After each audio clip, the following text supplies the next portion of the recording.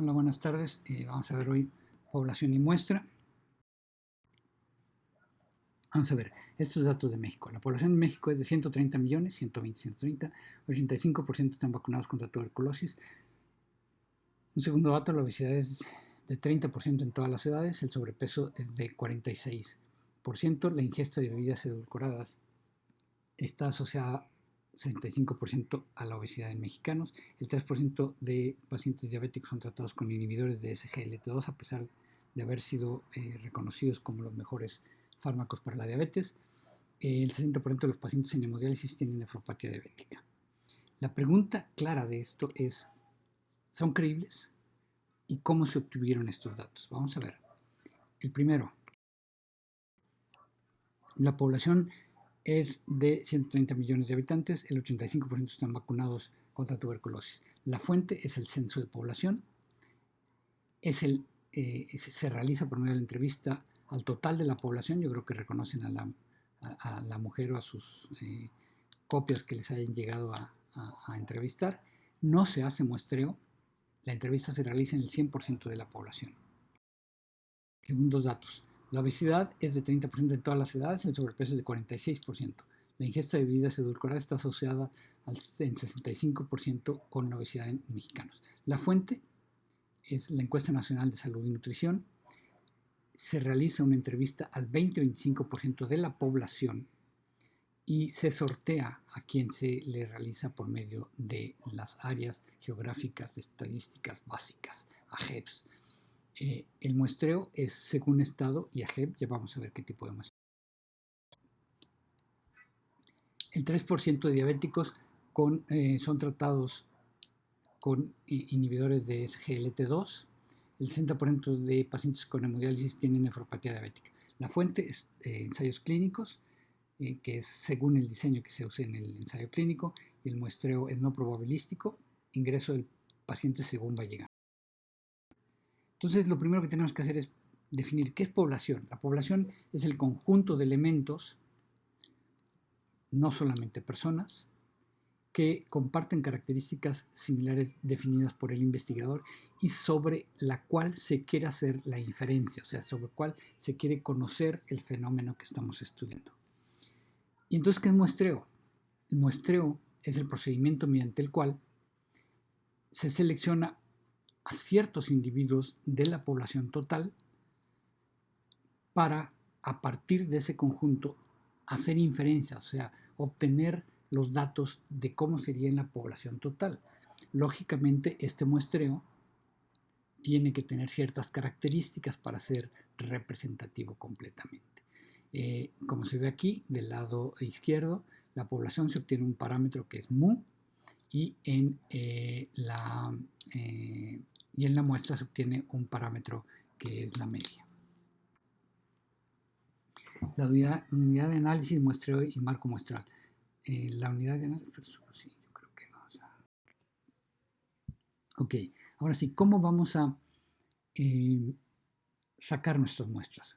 Lo primero es definir cómo vamos a obtener de toda la población, que no podemos estudiar el 100%, cuántos vamos a sacar, qué porcentaje vamos a sacar, y eso se define en el estudio, en el protocolo, con un parámetro estadístico absoluto que después podemos ver en una clase diferente, no es el punto de esta presentación, que se llama tamaño de la muestra.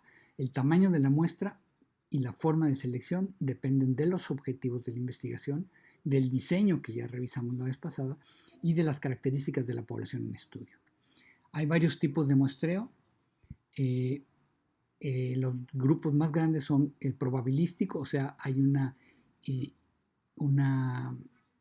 forma de hacer que probablemente todos los sujetos de la población tengan posibilidad de ser elegidos, y hay uno probabilístico en el cual no importa quién llegue, va a llegar lo que pueda llegar, se puede decir.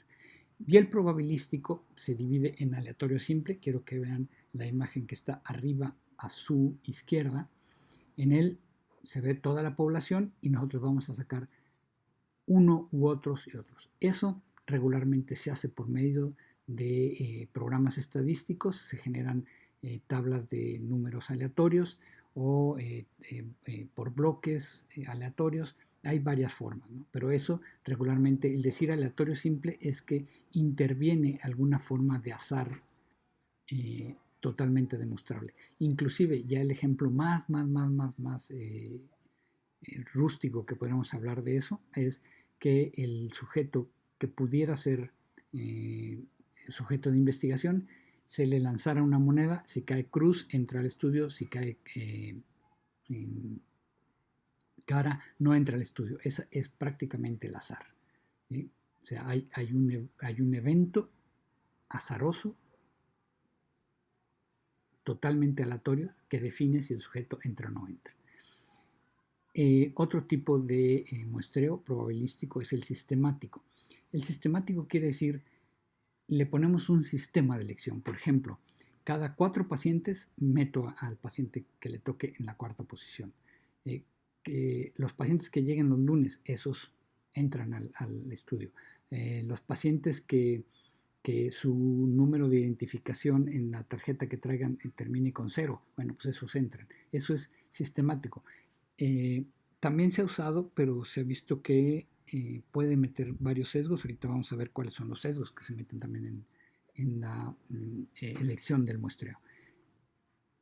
El muestreo probabilístico estratificado, véanlo, es el que está abajo a su izquierda, y en el cual definimos, en una población definimos diferentes estratos. Pueden ser, por ejemplo, diabéticos, no diabéticos, o por edad, edades mayores, edades intermedias, edades menores, y de esos aplicamos una muestra aleatoria, como lo aplicamos arriba. Eso se llama estratificado porque estamos haciendo estratos de la población. Y por último, el tipo de muestreo probabilístico por conglomerados es aquellos en los cuales de cada uno de conglomerados que tienen una particular característica, por ejemplo, hospitales, hospital aquí en el lado derecho, arriba se ve perfectamente, hospital 1, hospital 2, hospital 3, de cada uno de los hospitales sacamos, por ejemplo, una pequeña muestra. Si el hospital 1 es el más grande, bueno, podemos sacar un poquito más de sujetos, del hospital 2 un poquito menos, así, del hospital 3, pero de cada uno de los hospitales que podamos accesar, sacamos una muestra. Eso se llama por conglomerado. El conglomerado sería el hospital. En este punto sí quiero serles bien claro. Los estudios que se proponen como, ¿cómo se llama? Incidencia y prevalencia, sobre todo prevalencia de diabetes en la capital de la Ciudad de México, en la capital de México, y solamente toman una muestra de un hospital, imagínense, comparen el muestreo por conglomerados, dado que en esos casos a lo único que se tiene acceso es a un conglomerado, un solo hospital, y compárenlo con la significancia hacia la población total que pudiera tener la muestra aleatoria simple que vemos arriba a la izquierda. No tiene nada que ver. O sea, por eso nosotros los epidemiólogos clínicos nos oponemos muchísimo a que se diga que un estudio que va a ser específicamente en un hospital se mencione la palabra prevalencia. Puede ser una frecuencia de una enfermedad, de una característica en un hospital, pero se tiene que decir, porque no se pueden hacer inferencias de esa frecuencia hacia la población general de ninguna forma. Por último, los no probabilísticos, esos son regularmente los que se utilizan en los ensayos clínicos controlados. Esto quiere decir no hay una muestra como tal, sino los sujetos como van llegando se van introduciendo. Uno es el por conveniencia, es a ver, a mí me conviene que este sujeto, porque tiene tal y tal y tal características, entre a mi estudio, lo meto al estudio. El de casos consecutivos es todos los pacientes que lleguen con tal característica, tal enfermedad, los meto a mi estudio, tengan o no tengan las características. Yo todos, con que diga diabetes, yo lo meto.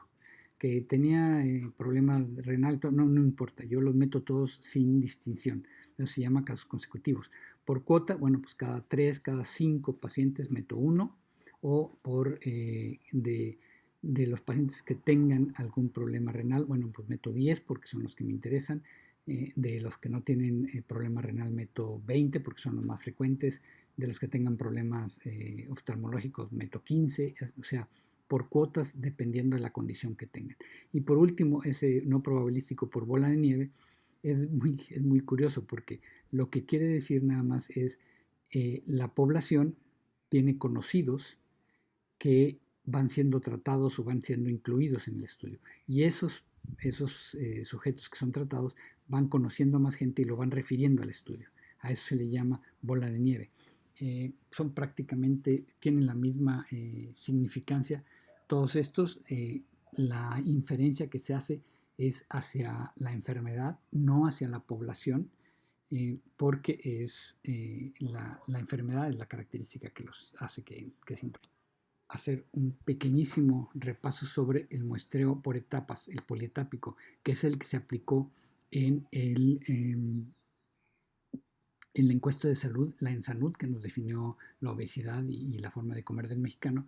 Este no es el ejemplo en México, pero vale, o sea, es polietápico, quiere decir hay varias etapas en las cuales se va rifando quiénes son los que participan. Por ejemplo, esto sería un país, no sé, creo que es Ecuador, en el cual están todos los departamentos, aquí serían los estados, se rifan los estados, ¿sí?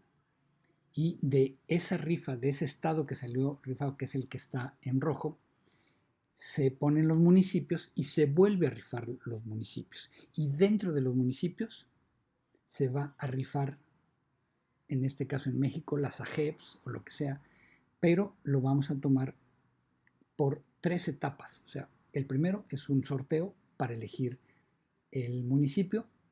En el segundo, el municipio con sus colonias o lo que sea, se van a comunas, como dice aquí, se van a rifar otra vez y todavía puede haber más rifas dentro de la comuna.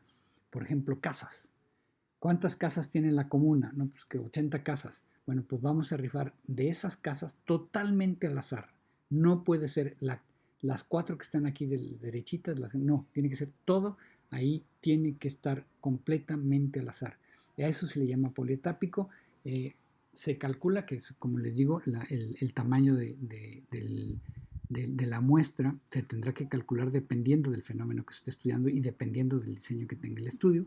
Y entonces se hace, ¿cuántas etapas se necesitan? Pues no sé, las que necesiten para llegar a tener su muestra en ese momento. Esto que pareciera el entonces, cuando ya tenemos bien claro que la población debe de ser definida antes de empezar cualquier estudio, entonces tenemos que establecer criterios de cómo vamos a pasar a meter al paciente al estudio, ya sea para un estudio epidemiológico en poblaciones grandes o en poblaciones pequeñas para estudios clínicos de prueba de enfermedades o lo que sea. Dentro de las condiciones generales que tenemos que empezar a ver es, primero, qué posibilidades tenemos realmente de encontrar una diferencia entre la población que estamos viendo, o también calcular si esta asociación realmente existe o no. ¿Qué quiere decir esto? Bueno, pues si por ejemplo en mi hospital solamente es un hospital, por decir algo, de ceguera, ¿sí? Y estoy tratando de ver si un medicamento diseñado para diabetes disminuye la frecuencia de ceguera en el diabético, pues probablemente el hospital no sea un hospital de ceguera porque ya van a llegar muy avanzados. Tengo que agarrar un hospital que esté muy antes de primer nivel para ver si puedo seguir a los pacientes y ver si realmente con el tiempo desarrollan ceguera, ¿sí? O sea, también eso es importantísimo saber qué tipo de hospital estamos teniendo. ¿Qué tan homogénea es la población en relación a la característica de mayor relevancia? Esto es, qué tan posible es que la población que yo estoy estudiando en mi hospital, en mi área de trabajo, lo que sea, realmente representa al común de la población que está sufriendo la enfermedad que yo estoy mencionando. Y, ¿qué más?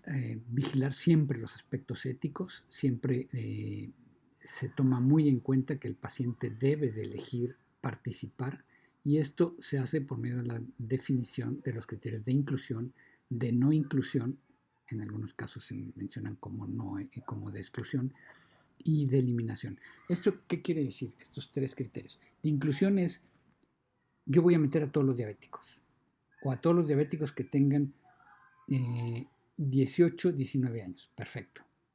Ambos sexos. Esos serían mis criterios de inclusión. Criterios de exclusión. No puede ser un criterio de exclusión no diabéticos, porque ya desde el principio el no diabético no entró. Los criterios de no inclusión o de exclusión, como ustedes le quieran poner, quiere decir el paciente diabético ya entró, ya estaba por empezar el estudio, pero por alguna razón decidimos no meterlo. Puede ser, por ejemplo, aquellos que tengan mucho daño renal. Bueno, una depuración o una tasa de filtración glomerular menor del 15% por cálculo, por fórmula o por depuración de creatinina 24 horas. Ok, ese sí, era un diabético, estaba en la edad, era de hombre o mujer, pero como ya está muy dañado su riñón, ya no nos interesa, que ese no entra. A ese sí es de no inclusión, pero no pueden meterle, si el rango de edad era de 18 a 60 años, rango de no inclusión, 61 años o mayor. No, discúlpenme, 61 años no estaba incluido. ¿Sí? Espero que se haya entendido eso. Y de eliminación es cuando los estamos siguiendo, el paciente se enferma y lo tenemos que eliminar, aunque lo vamos a contar como una pérdida por parte del estudio, o se cambia y lo perdemos, ese sí se lo vamos a perder, de modo. Eso es lo que quiere decir eliminación. O en caso de un cultivo celular, por ejemplo, bueno, pues se nos contaminó y no pudimos sacar las células al final. Bueno, pues se elimina, ¿sí? De acuerdo. ¿Por qué? Porque todo esto, al final de cuentas, lo que queremos es que la muestra nos permita hacer la inferencia estadística, o sea, obtener esa inferencia que queremos generalizar a la población. Esto quiere decir, por ejemplo, en los diabéticos, lo que queremos es obtener la inferencia para que sea aplicable a la población diabética. ¿Sí? En especial, el muestreo pareciera más o menos sencillo, puede meter sesgos. Por ejemplo, tenemos que tener calculado dentro del protocolo, si fuera totalmente al azar, si fuéramos, por ejemplo, a una colonia y ya tuviéramos bien seleccionadas las casas, la casa que tenga el número 130, la casa que tenga el número 74, la casa que así, y de repente llegamos y la casa 130 no tiene nadie, está vacía, o no quieren contestar. Tenemos que tener dentro del protocolo la salida, la opción B. Ok, la 130 no contestó, ¿cuál es lo que sigue?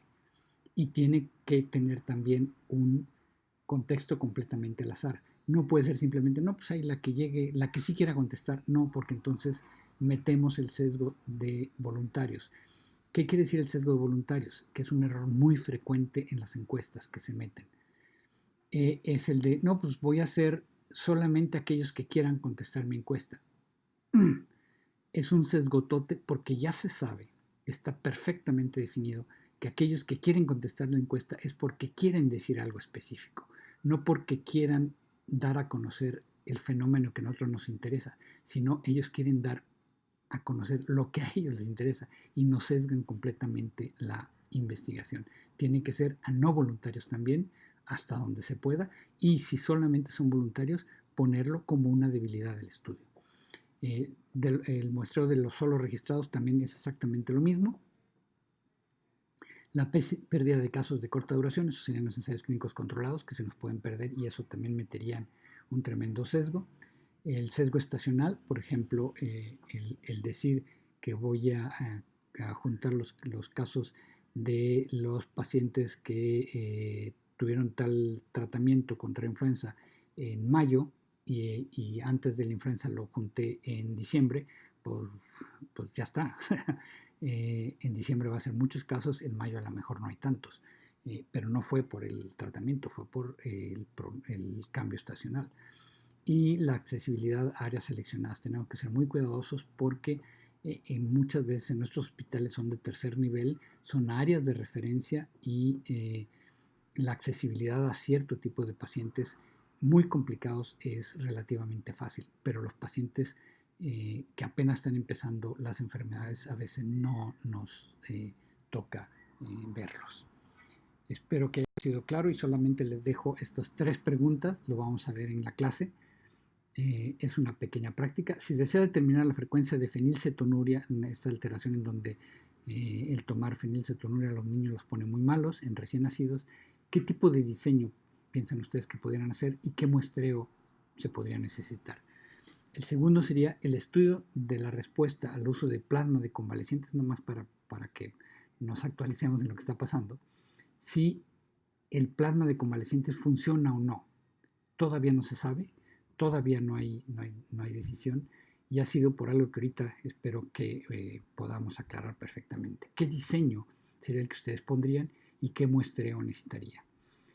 Tercero, uno que dijo alguna de sus compañeras, el costo-beneficio de descansar al personal de salud con factores de riesgo durante los primeros 4 meses de la epidemia en la Ciudad de México. ¿Qué diseño creen ustedes que pudieran utilizar y qué tipo de muestreo pudiera ser el mejor? Nos vemos al rato. Ojalá y lo puedan revisar completo.